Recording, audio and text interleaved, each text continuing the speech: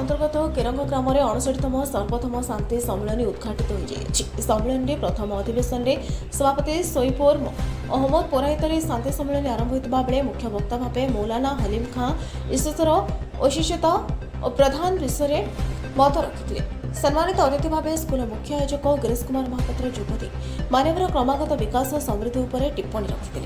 अन्यतम वक्ता भाव मौलवी मीर सुभानी अली इस्लामीय न्यायपालिका विषय में आलोकपात करते। सभा शेष में विश्वशांति सामूहिक प्रार्थना करा। समस्त कार्यक्रम को केरंगर मौलाना हलीम अहमद परिचालना करते। प्रकाश जी सम्मेलन 2 दिन धरी चलवा ओजिजिला खां प्रकाश करते। खोर्धार सैदुल्लाह अलीଙ୍କ रिपोर्ट आभार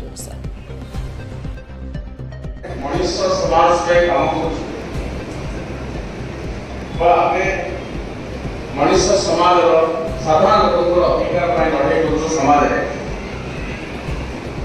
आम आगे जानी समस्त समान से मुस्लिम नुह हिंदू नुह बुद्ध नुह आम समस्ते मानव जातिर जड़े जड़े सदस्य आम समस्ते चाहू समाज गोटे सौहार्दपूर्ण शांति वातावरण प्रतिष्ठा करने भारत वर्ष जिते मुझे इतिहास छात्र भारत वर्ष जिते मुस्लिम माने आसिले रहा बासस्थान मैंने बसवास कर आरंभ कले से मिनिमल पीरियड रे केमिति हिंदू मुस्लिम